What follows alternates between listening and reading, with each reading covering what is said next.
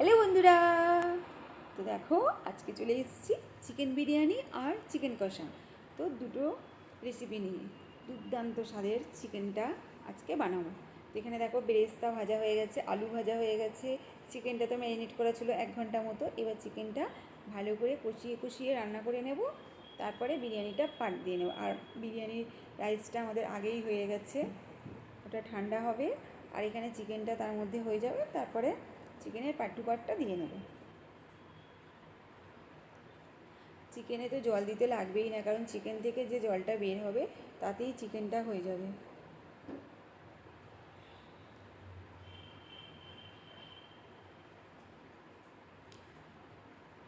আর এখানে রান্নাটা করছে আমার ভাইয়ের বউ। আমি ওকে বলে বলে দিচ্ছিলাম, ও ফার্স্ট টাইম করলো। ও আমাকে বললো, দিদি তুমি আমাকে বলে বলে দাও, আমি করছি। ও করে না, তা নাহলে আমাকেই বলে করতে। এবারে ও করেছে। চলো, আমাদের চিকেনটা রেডি হয়ে গেছে। এবার আমরা বিরিয়ানিটা সাজিয়ে নিই। তো এখানে দুধ, তারপরে কেওড়া জল, গোলাপ জল আর 3 ফোঁটা মিঠা আতর দিয়েছি। আর এই যে কালারটা এসছে, কালারটা আমি এখানে কেশর ইউজ করিনি, আমি এখানে কামধেনু যে রঙটা হয় সেটা দিয়েছি। তো সমস্ত কিছু একবারে রেডি করে নিলে যখন আমরা বিরিয়ানিটা পার্ট টু পার্ট দেবো, পাটে পাটে দেবো, তো তখন এইভাবে করে নিলে দিতে সুবিধা হয়। তো আমি যখনই বিরিয়ানি বানাই এইভাবেই করে নিই। আর নিচে দেখো আমি ঘি লাগাইনি, কিন্তু আমি যখন বিরিয়ানি করি নিচে যে মাংসের গ্রেভিটা থাকে সেটা নিচে দিয়ে দিই, দিয়ে তারপরে এবার পরপর পরপর করে সাজাই।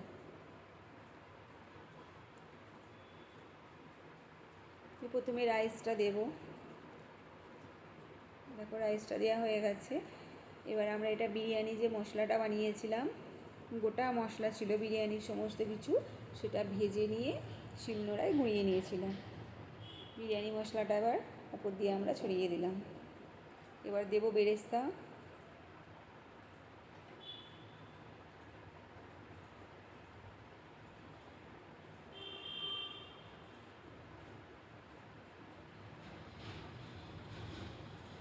বেরেস্তা দেওয়া হয়ে গেছে। এবার যে আমরা জলটা করে রেখেছিলাম, সমস্ত কিছু জল একসাথে করে যে জলটা করে রেখেছিলাম, সেই জলটা উপর দিয়ে দিয়ে দিলাম। দেখো এইভাবে জলটা করে রাখলে দিতে সুবিধা হয় আর খুব তাড়াতাড়ি হয়। এবার আমরা মাংসটা দিয়ে দেবো।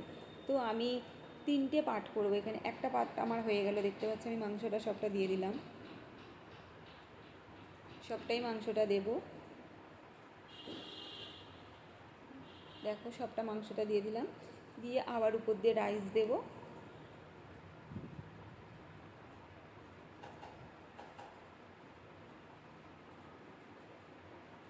তো দেখো উপর দিয়ে আবার রাইস দেবো, দিয়ে আলু, এবার যে আলুটা ভেজে রেখেছিলাম সেই আলুটা দেবো। তো তোমরা আলু এখানে হালকা একটা সিটি দিয়ে নিয়ে ভাজতে পারো, বা চন্দ্রমুখী আলু হলে ছাঁকা তেলে ভাজলেই সেটা সিদ্ধ হয়ে যায়। তো আমি এটা চন্দ্রমুখী আলু দিয়ে করেছিলাম বলে আমি তেলেতে ছাঁকা তেলে ভেজেছি, সেখানেই সিদ্ধ হয়ে গেছে। তো আমাকে আলাদা করে আর সিদ্ধ হয়নি। তো আমার এখানে 2টো পার্ট হয়ে গেল, বুঝতেই পেরেছো। আবার ফের আমি ওপর দিয়ে জলটা দিয়ে দেব, আবার একটু বেরেস্তা ছড়িয়ে দেব,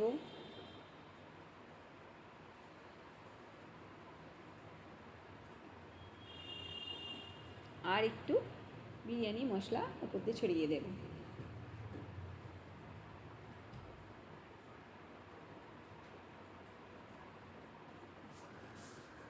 এবার যে বাকি রাইসটা আছে সেটা উপর দিয়ে চাপান দিয়ে দেবো। তো আমার দেখো এখানে বিরিয়ানি পার্ট টু পার্ট সাজানো আছে। আর রাইসটা দেখে তোমরা বুঝতে পারছো, রাইসটা কিন্তু আমরা অনেকটা শক্ত রেখেছি, রেখে তারপরে প্রায় 70 বা 60 মতো % সিদ্ধ করেছি, বাকিটা কিন্তু শক্ত আছে। কারণ দমে যখন বসাবো তখন আবার হালকা একটু সিদ্ধ হয়, তার জন্য অনেকটাই শক্ত রাইসটাকে নামাতে হবে। তারপর 20 মিনিট মতো যে দমে দেব, তখন বাকি যে রাইসটা রয়েছে শক্তটা, সেটা ওখানে সিদ্ধটা হয়ে যায়। এবার বাকি যেগুলো আছে, বাকি বেরেস্তাটা, বাকি যে জলটা করে রেখেছিলাম সমস্ত কিছু, সেটা উপর দিয়ে দিয়ে দেব।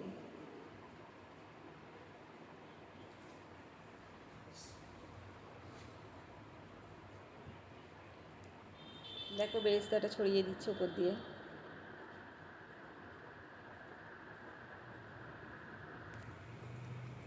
তো অবশ্যই বন্ধুরা বলবে আমার ভিডিওটা কেমন হয়েছে, চিকেন বিরিয়ানিটা কেমন হয়েছে জানাবে, ঠিক আছে?